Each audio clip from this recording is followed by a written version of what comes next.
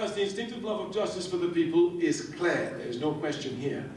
The task of revolutionary organizers is to take this instinct and bring it on the level where we come to be rational, where we come to reason.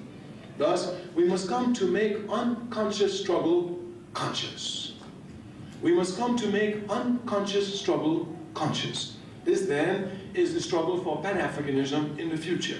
We've demonstrated that our people automatically have a strong feeling for the love of Africa, just by the maps they wear around their neck of Africa, just of the African names they give their people. We have seen this force for African unity is strong among the masses, but it's on an instinctive level. It must be raised from the instinctive level to the level of ration. Simply put, we have the hearts of our people, but what we need is their minds. We have the hearts of our people. What we need is their minds. This powerful aspect of our struggle, that is to say, this spontaneous aspect of it, this instinctive level of struggle, must not be undermined. On the contrary, it's by looking at it that it shows us the correct potential of destroying American imperialism. I mean, we have such hatred for the enemy that even without planning unconsciously, we can attack him. If you go to the rebellion in Watts in 1965, here you'll see a clear example. I mean, every night before August 1965, policemen come in our community, they whoop up on our heads, do like they want to us. We stand there, look and mumble to ourselves. We don't decide to plan, attack the police, nothing. We just mumble. One night in August, they come, they arrest a brother who is drunk, you understand? The brother pushes them, they use some force, which is necessary in their job to bring the brother under control, and the entire community goes off. I mean, they burn. I mean, they shoot at the police. I mean, they back the police outside the community. They call it the National Guard, and they throw Molotov cocktails at National Guard. They take over the entire community. All of this unplanned and spontaneous.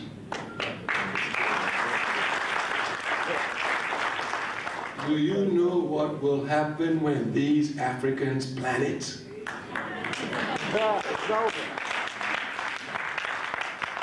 The point then must be clear. We are saying, first of all, that in Pan-Africanism we have to struggle. And since we're struggling unconsciously, it behooves us to struggle consciously, to plan our struggle. Certainly no one in America can deny this. The statement is clear. No African, not even an individual African in this country, has made any advancement without the shedding of the blood of the masses of our people, whether the confrontation was violent or non-violent. This must be properly understood. Comes to get confused. We make no advancement in America without shedding blood. I mean, to sit in a filthy 5 and 10 cent store where you want to, you got to shed your blood. To sit on a bus just like everybody else where you pay the same amount of money, you have to shed your blood. Even if you're rich and you got money and you want to live anywhere you want to live in this country and you're African, you got to shed your blood. I mean, even to get your children to school where you pay taxes just like everybody else, you got to shed your blood. And to get the most sacred aspect of what they call democracy, the vote, you got to shed your blood.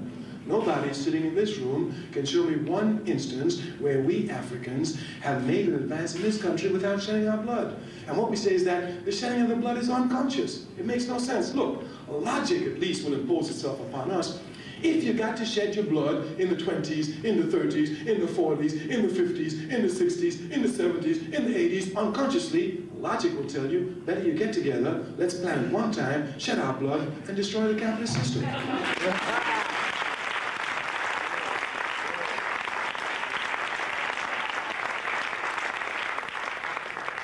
Thus, for the African masses, the necessity for conscious organization is a prerequisite for liberation. It's a prerequisite for all people for liberation, but for us especially because we struggle anyway. I mean, we struggle anyway. We're going to have to fight them anyway. So since we have to do it, it behooves us to come and plan it properly. This then is the aspect that we must look at because this is the transformation that we want in the 90s out of our struggle. We want to stop spontaneous struggles. We want to go to organized struggles. Africans in America are the most revolutionary, instinctive group in the country. We have been on the front lines in every struggle, indeed given directions to struggles unconsciously. If you will look at the anti-Vietnam struggle in the 1960s, you will see Africans unconsciously directed this movement. On the extreme left, you had the Student Nonviolent Coordinating Committee with the statement, hell no, we won't go. And they destroyed the draft. In the center of the movement stood Martin Luther King, giving moral determination to the movement to ensure the Vietnam War was stopped. These Africans unconsciously give direction. It is time that we become conscious. And when we become conscious, we will make rapid advance. I mean, look, when I was a young man working for SNCC, you understand, I did a lot of struggle to destroy the draft and to work against the war in Vietnam. I'm an old man now, I'm almost 50, you know what I'm talking about? If I live a couple of months, I'll make it, you understand? And at 50, it don't make sense for me to go and repeat what I did when I was 20. It makes no sense at all. You know, you must qualify your actions. Human beings cannot make quantitative progress, only qualitative progress. And you get quality from critically organizing quantity. Just as a tangent, to give you an example, if a child doesn't know how to count from 1 to 100, and we teach the child how to count from 1 to 100, after the child knows this, certainly the child has made progress. We must applaud. Yesterday, they couldn't count from 1 to 100. Today, they can. But until that child can critically organize those numbers, knowing that those numbers will have no effect upon human life. It's only when the child comes critically to organize those numbers to do addition, subtraction, multiplication, and division that those numbers become so useful that we can lay out fields, we can go to the moon. It is only through critically organizing quantity that progress is made for human beings. A clear political example can be given. In the 1960s, we had few elected officials in this country. Today, Africans in this country have more elected officials than any other ethnic group in the country. I mean, we have over 315 mayors of the biggest cities in the country. We have more congressmen than any other ethnic group. We have more state and county, local elected officials than any other ethnic group in the country. While we have more quantitatively, we have less power than every other ethnic group in the country. So some people get confused. As a matter of fact, even our history, they make our history quantitative history. He was the first. And here's another first one for you. And there's another first. And here's another first. So there's quantitative progress. No. The only way we make progress is when we come to critically organize this quantity and make it be used as a weapon for the people.